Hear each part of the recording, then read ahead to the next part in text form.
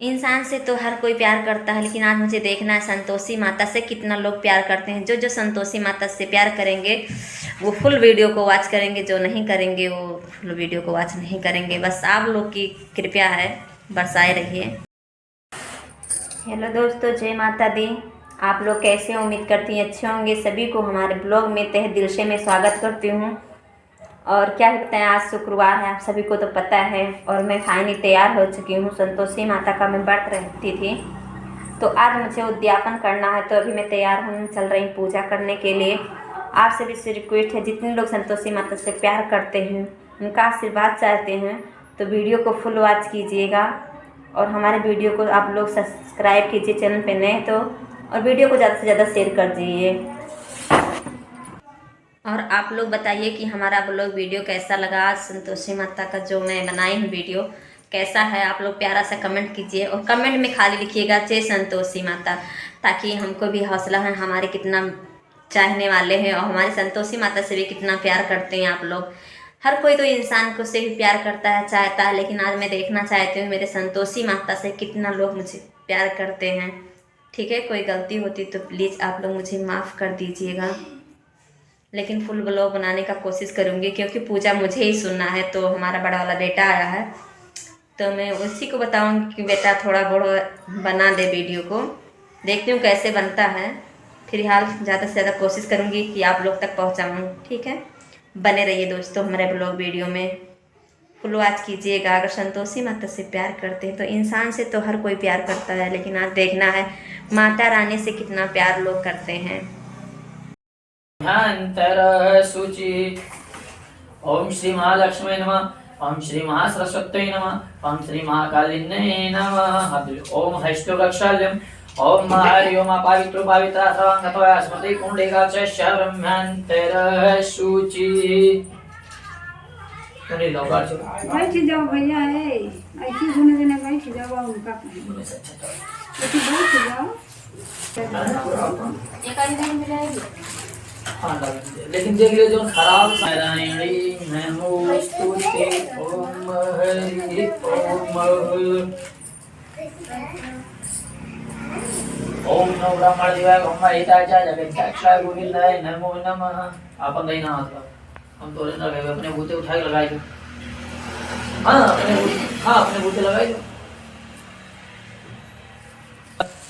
तथेभ्यां पुत्रास्ते जननि वर्तं शान्ति शरणां परां तेषां मध्ये विरलतरङ्गु अहं तव सुतामधूययुत्यागा समुचितमिदं नु तव शिवे पुत्रो जाय। चन्द्रमनसो अजायत चक्षुषूर्यो अजायत पुरायश्च प्राणश्च मुखारदग्नि अजायत। भैया मनुष्य अक्षत ले लो, फूल ले लो, और पहले गणेश जी के द्वादश श्लोक के पाठ। गणेश जी के स्वस्ति न इन्द्रारिदश्रवाः स्वस्ति न पूषा विश्ववेदाः स्वस्ति नस्तार्क्ष्यः अरिष्टनेमि स्वस्ति नो बृहस्पति दधातु बृहदश्रवाय मरुतः बृहन्नमददाशुभम्यमानविद शेषु जगमयं मगनजीवमसुरजाक्षु विशिविनु देवावशगं महिं भद्रं मणि विशुडयं देवं भद्रं पश्यामाय भियत्र जना स्थिरे तुङ्गवतुष्टिनो गुङ्गाशमन्यसीमहिं देवहितं यदायुषतमिन्न शरदयन्तदेवा यत्रा न शकरं जलसं ननुनां पौत्रास्तु यत पितरो भवन्ति मह्यमाद्यारिखयुगन्त्वादिति धवरदति सपिता समुद्रः विशिविदेवा अदति पञ्चजना अदति जातमदति निजित्वामधव सन्तरिक्षा सन्तमथवी सन्ति शरगुं सन्ति रूपदया सन्ति वनरसवदय सन्ति विशिवे देवा सन्ति ब्रह्मा सन्ति विष्णु सन्ति श्यामा सन्ति यतो यथा समीहसि ततवना अभयं कुरु सैन्नः कुरु व्रज आभयो न पशु आभ्यमशु शान्तिर्भवतु ध्यान ध्यानार्थे आनार्थे ऋणार्थे गन्धर्षण पुष्पाणि सर्वाणि श्री गणेश देवताभ्यो नमः। विष्णु विष्णु ओम हरि ओम विष्णु विष्णु श्रीमद्भगवतो महापुरुषस्य विष्णुराग्रवर्तमानेश्वरिति प्रादे श्री श्वेतवाराह कल्पितो समन्त्रे अष्टादश सप्तमे कलियुगे कल्प संसदे जम्बोदि व्रतखंडे पुष्यत्री उधावतारी अयोध्या नगरी अंतर्गते देवीपाटन मंडल अंतर्गते बलरामपुर जनपद अंतर्गते तुलसी क्षेत्र अंतर्गते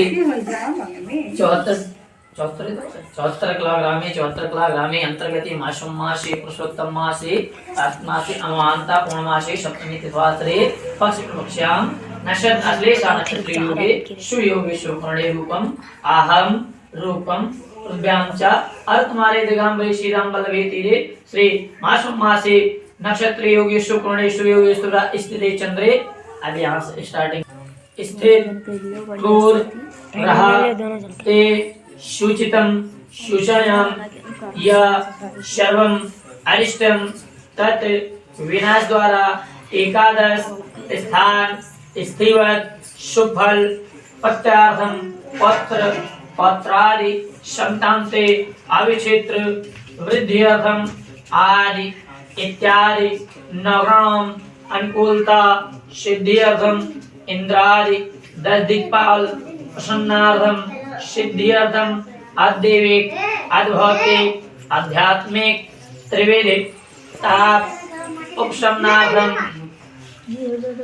श्री संतोषी माता व्रत हेतु निमित्त संकल्पम उद्यापन हेतु निमित्त संकल्पम अहम कार्यश्यामि।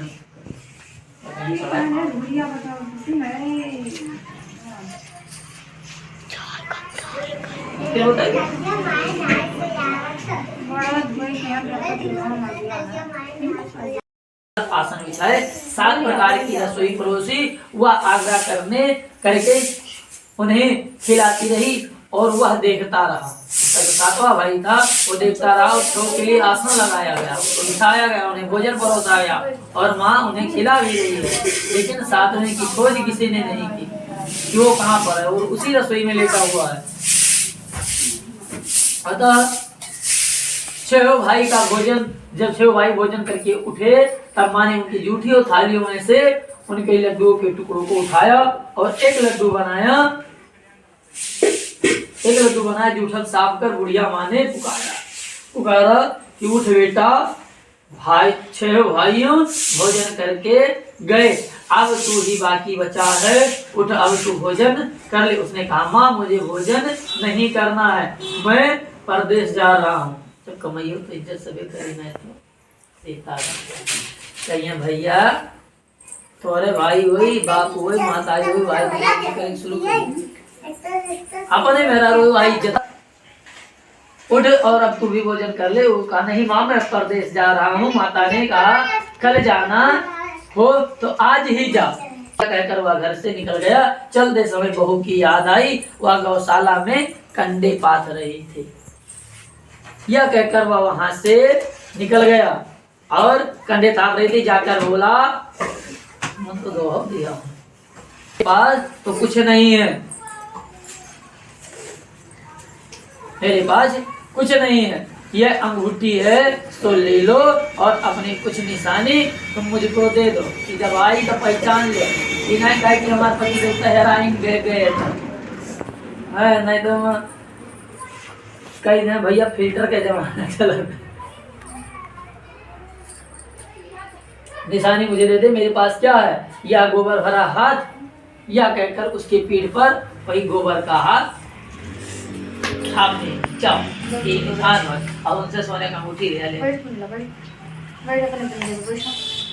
यानी पति देवता उनका अधीन अंगूठी और उठाए छाप दे मोहर की जाओ एक भूषण निकाल दे दियो। जब आगे कोई तो पहले उनको पहचान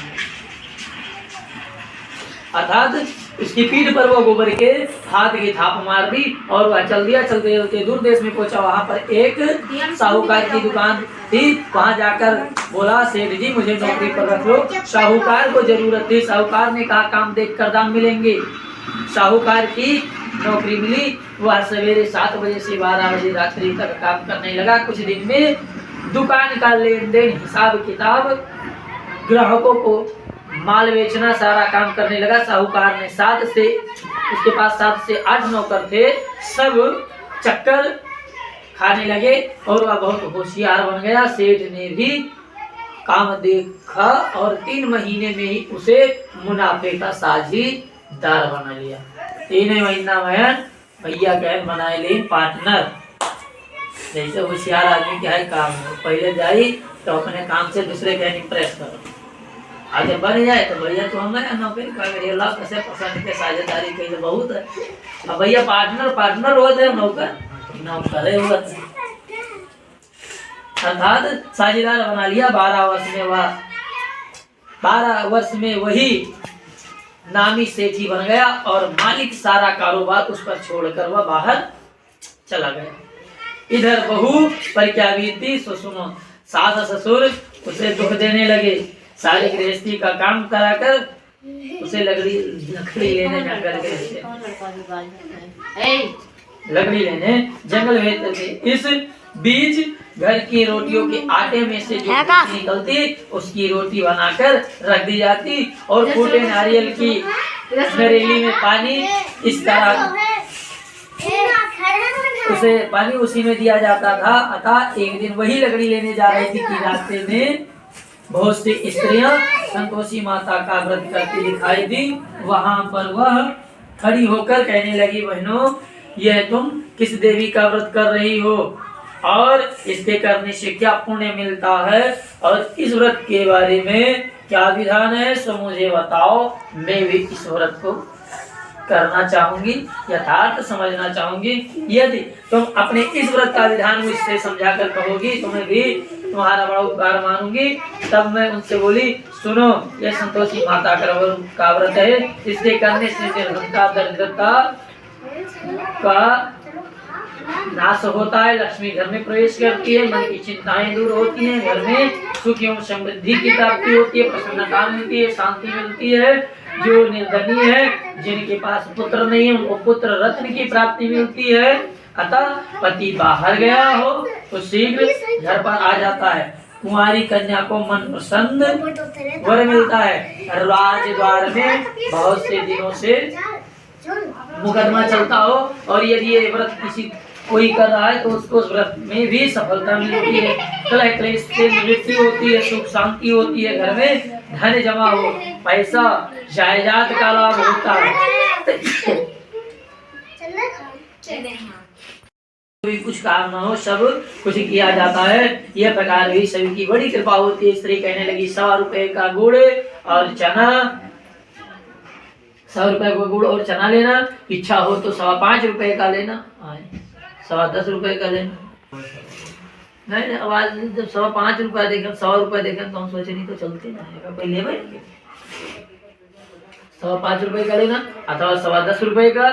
सहूलियत के अनुसार 10.25 रुपए था, इससे भी ज्यादा शक्ति और भक्ति के अनुसार गुड़ और चना लें। हर शुक्रवार को निराहार रहकर कथा कहना, यथार्थ सुनना। जैसे मान लो बहुत जने नाय पढ़े हैं और यदि मैं व्रत रहा चाहते हैं तो जो पढ़े है तैसे मैं कोका पढ़वा सकता है, लेकिन मैं पढ़ाई वाले का फिर वही दिन खट्टा ना खाएंगे।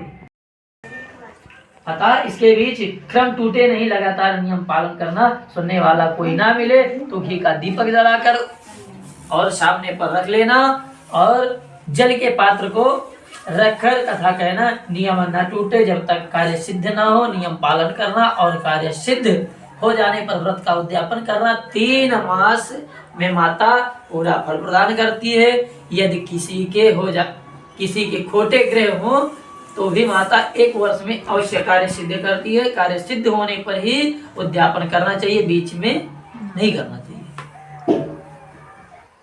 तो बात से बहुत जने पहले महाराज 3 महीना होगा और हमारा काम तमाम है। ज्यादा दिन होगा रहा तब उद्यापन करी उद्यापन करना चाहिए, बीच में नहीं। उद्यापन में 2.5 सेर के आटे का खाजा तथा इसी अनुसार से खीर तथा चने का साग तैयार करना। 8 लड़कों को भोजन कराना। जहां तक मिले देवर जेठ भाई बंधु कुटुंब के लड़कों को लेना। जब ना मिले तो रिश्तेदार पड़ोसी,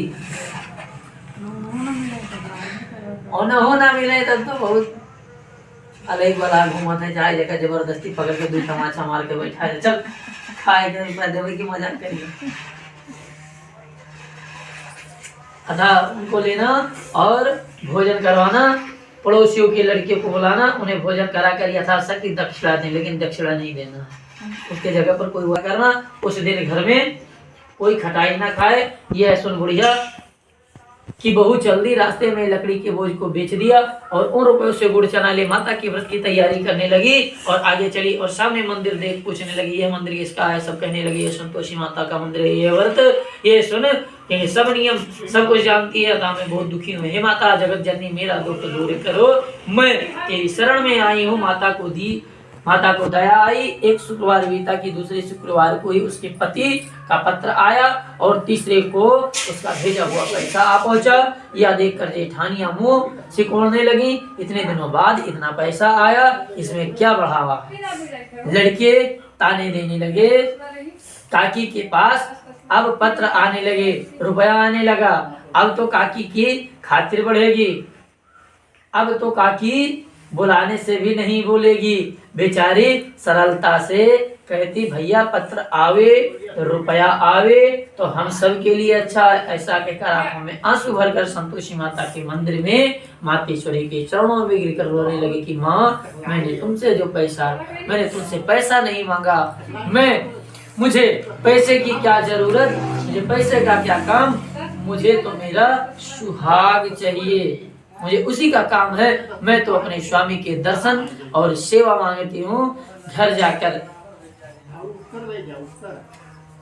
दर्शन सेवा मांगती हूँ। तब माता ने प्रसन्न होकर कहा कि जा बेटी तेरा स्वामी आएगा। यह सुन खुशी से बावली हो गई और वह घर पर जाकर काम करने लगी। अब संतोषी माँ विचार करने लगी कि इस भोली पुत्री से मैंने कह तो दिया कि तेरा पति आ जाएगा, पर आएगा कहाँ से? वह तो इसे स्वप्न में भी याद नहीं करता है। आएगा कहाँ से भैया? कह तो दिया आएगा, लेकिन जब वो कंडीशन देखें तो भैया सपनों में याद करते उसे याद दिलाने मुझे जाना पड़ेगा। इस तरह माता उस बुढ़िया की बेटी के पास जाकर स्वयं प्रकट हो गई और कहने लगी, साहूकार के बेटे सोता है या जागता है? वह कहता है, माता सोता भी नहीं हूँ जागता भी नहीं हूँ, बीच में हूँ, कहिए क्या आज्ञा है? माँ कहने लगी, तेरा घर बार या नहीं है? माँ बोली, पुत्र तेरी घरवाली बहुत कष्ट उठा रही है। वह बोला, हाँ माता यह तो मुझे मालूम है, परंतु कैसे जाऊं? परदेश की बात है, लेन देन का कोई हिसाब नहीं है, कोई जाने का रास्ता नजर नहीं आता, कैसे चला जाऊं? माँ कहने लगी, मेरी बात मान, सवेरे नहा धोकर संतोषी माता का नाम ले, घी का दीपक जला, दंडवत प्रणाम कर, दुकान पर जाकर बैठना। देखते ही देखते तेरा सारा लेन देन चुक जाएगा, जमा किया माल बिक जाएगा, सांझ होते होते धन का ढेर लग जाएगा। अब तो वह सवेरे बहुत ही जल्दी उठा, मित्र बंधुओं से अपने स्वप्न के बारे में बताने लगा और वही सब उसकी बात अब सुनकर उसकी हंसी उड़ाने लगी। कई स्वप्न भी सच होते हैं, लेकिन हम कहते स्वप्न सच हुआ थे, लेकिन कौन? ब्रह्म मुहूर्त के सुबह के स्वप्न, जैसे जो आप देख कर उठ पड़ा, वो कहीं ना कहीं से सुनाई देंगे। एक बूढ़ा बोला, देख भाई मेरी बात मान, इस तरह सांच या झूठ कहने के बदले देवता ने जैसे कहा वैसा ही करने में तेरा क्या जाता है? अब बूढ़े की बात मानकर नहा धोकर संतोषी माता को दंडवत प्रणाम कर घी का दीपक जलाकर दुकान पर जा बैठा। थोड़ी देर में वह क्या देखता है कि देने वाले रुपया लाए हैं, लेने वाले हिसाब लाए हैं। कोठे में देखता है, कोठे में भरे सामानों की खरीदार नगर में सौदा करने लगे। शाम तक धन का ढेर लग गया। मन में माता का नाम ले प्रसन्न हो। घर जाने के वास्ते गहना कपड़ा सामान खरीदने लगा। यहाँ के काम से निपटा कर घर को रवाना हुआ। उधर उसकी बहू बेचारी जंगल से लकड़ी लेने जाती है। लौटते वक्त माता जी के मंदिर पर विश्राम करती है। वही तो उसका रोज रुकने का स्थान था और प्रतिदिन उसी मंदिर पर रुकती थी। जंगल जाती, आती, बीच में मंदिर पर था, गांव के बाहर, वहीं पर वो रुक जाती। वहां पर बैठती, माता के दर्शन करती, वहीं पर जो उसका प्रसाद होता प्रसाद ग्रहण करती और फिर वहां से आगे चलती। अतः रोज रुकने का उसका स्थान ठहरा। दूर से धूल उड़ती देख वह माता से पूछती है, हे माता यह धूल कैसे उड़ रही है? माँ कहती है, हे पुत्री तेरा पति आ रहा है। अब तू ऐसा कर, लकड़ियों के 3 बोझ बना, एक नदी के किनारे रख, दूसरा मंदिर पर और तीसरा सिर पर रख। तेरे पति को लकड़ी का गट्ठा देखकर मोह पैदा होगा, वह यहाँ रुकेगा, नाश्ता पानी बना खाकर माँ से मिलने जाएगा। तू लकड़ी का बोझ उठा कर जाना और बीच चौक में गट्ठा डालकर 3 आवाजें जोर से लगाना। लो सासू जी लकड़ियों का गट्ठा लो, भूसी की रोटी दो, नारियल के खोपड़े में पानी दो, आज कौन मेहमान आया है। माँ की बात सुनकर वह बोली, बहुत अच्छा माता जी, बेटा प्रसन्न हो, मन में प्रसन्न हो। लकड़ियों के 3 गट्ठे ले आई, एक नदी के तट पर एक माता के मंदिर पर रखा। इतने में ही वह मुसाफिर आ पहुंचा। सूखी लकड़ी देखकर उसकी इच्छा हुई कि यहाँ निवास करे और भोजन बना खा पीकर गांव को चले। इस प्रकार भोजन बना विश्राम ले गांव को गया। उसी समय बहू सिर पर लकड़ी का गट्ठा लिए आती है और आंगन में डाल जोर से 3 आवाजें देती है। लो सासू जी लकड़ी का गट्ठा लो, भूसी की रोटी दो, नारियल के खोपड़े में पानी दो, आज कौन सा मेहमान आया है। यह सुनकर उसकी सास अपने दिए हुए कष्टों को भुलाने हेतु कहती है, बहू ऐसा क्यों कहती हो? हाँ अब का जब मारी के एकदम लेताई तो आया है, आ बैठ, मीठा भात खाकर कपड़े गहने पहन। इतने में आवाज सुनकर स्वामी बाहर आता है और अंगूठी देख व्याकुल हो जाता है। माँ से पूछता है, यह कौन है? माँ कहती, बेटा ये तेरी बहू है। आज 12 वर्ष हो गए हैं जब से तू गया है, तब से सारे गांव में कहती है सारे गांव में जानवर की तरह भटकती फिरती है, काम काज घर का कुछ करती नहीं, 4 समय आकर खा जाती है। अब तुझे देखकर भूसी की रोटी और नारियल के खोपड़े में पानी मांग रही है। वह लज्जित हो बोला, ठीक है माँ, मैंने इसे भी देखा है और तुम्हें भी।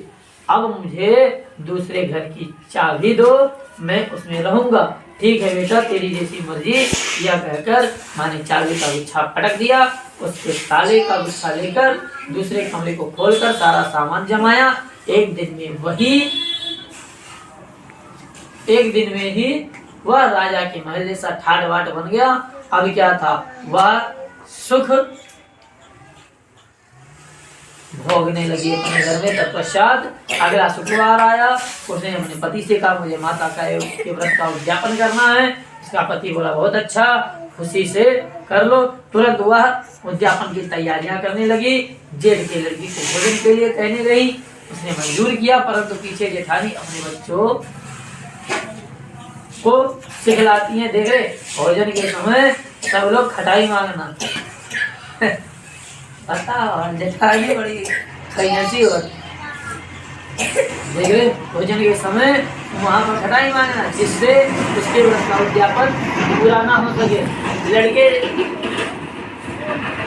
लड़के जी मान गए, हरी खीर पेट भर खाई, परंतु बात याद आते ही कहने लगे, हमें कुछ खटाई खाने को दे दो, खीर खाना हमें भाता नहीं है। देखकर आरुचि होती है। लड़के उठ खड़े हुए, बोले, पैसे लाओ। भोली बहू कुछ जानती न थी, सो उन्हें पैसे दे दिए। लड़के उसी समय उठ करके इमली लेके खाने लगे। पैसा पाते तो कुछ इमली खाइए, टमाटर खाए रहे, कुछ ना कुछ जलजीरे ले याद था कि नेबुआ कहीं नहीं खा ले तो ना ही तो पैसा आदमी निकाले ऐसे है लेके खा ले। हाँ खट्टा चाय इमली खा लो, अब जाके अब जलजीरे खा लो, कोई अब वो भी चीज खाएगा खट्टा। भाई ठीक है। यह देखकर बहू पर माता जी ने कोप किया। राजा के दूत उसके पति को पकड़ ले गए। सेठ जेठानी मनमाने खोटे वचन कहने लगे, लूट लूट कर धन इकट्ठा कर लाया था, तो राजा के दूत उसे पकड़ ले गए। अब सब मालूम होगा, जब जेल की रोटी खाएगा। बहू से यह वचन सहन नहीं हुए। रोती रोती माता के मंदिर गई और कहने लगी, माता तुमने यह क्या कर दिया? हंस कर क्यों रुलाने लगी? माता बोली, पुत्री तूने उद्यापन करके मेरा व्रत भंग किया है, इतनी जल्दी सब बातें भुला दी। वह कहने लगी, माता भूली तो नहीं हूँ, ना कुछ अपराध किया है, मुझे तो लड़कों ने भूल में डाल दिया, मैंने भूल से उन्हें पैसे दे दिए, मुझे क्षमा करो। माँ बोली, अब भूल मत करना।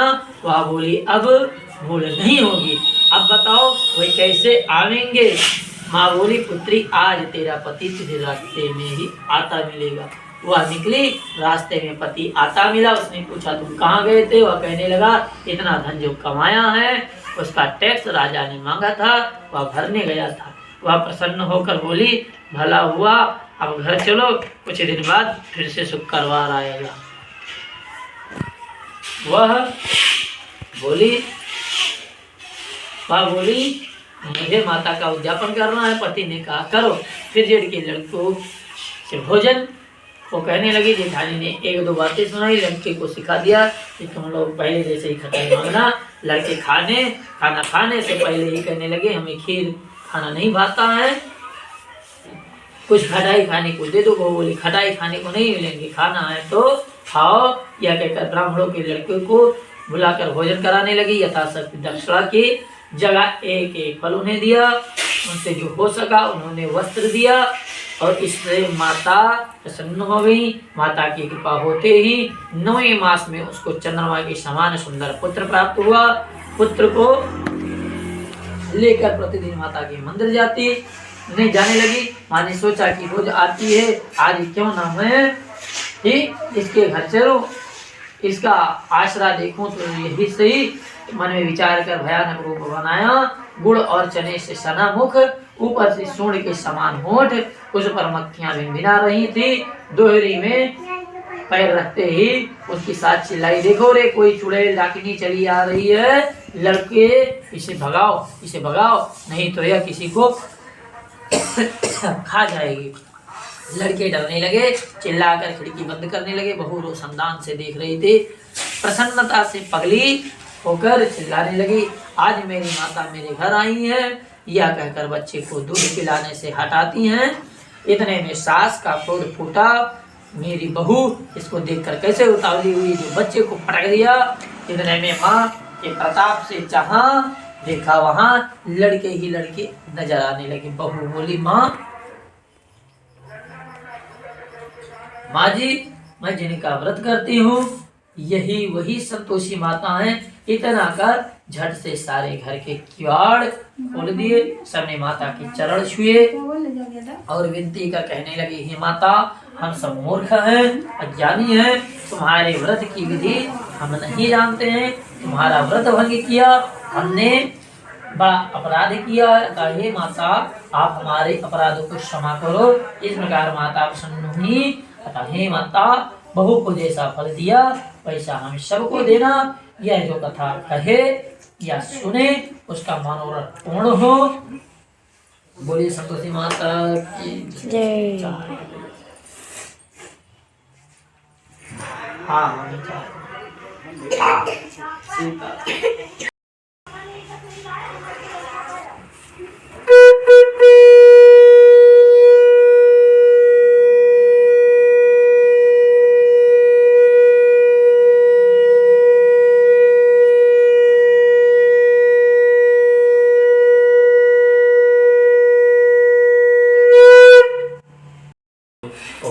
जय संतोषी माता शुक्रवार प्रिय मानती आज दिवस सोही मैया आज दिवस सोही भक्त मंडली छाई कृपाशुनते मोहि ओम जय संतोषी माता भक्ति भावमय पूजा अंगीकृत कीजे मैया अंगीकृत कीजे सो महीने बसे हमारे इच्छित फल दीजे ओम जय संतोषी माता मंदिर जगमगे ज्योति मंगल ध्वनि छाई मैया मंगल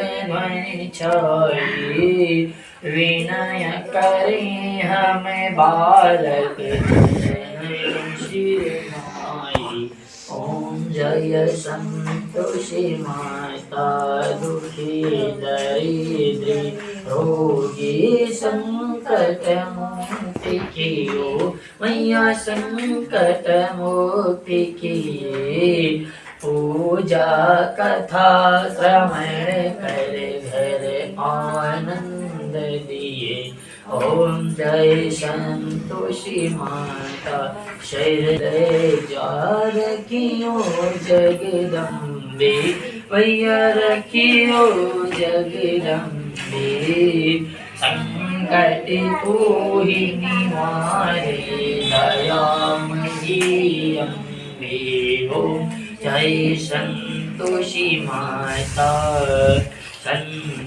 निर्माण के बाद जाता सर्वाणी नशन तुम पकड़ते पदी परी बस 2 बार 3 बार कम से कम 3 बार प्रदक्षिणा 3 बार आरती 1 बार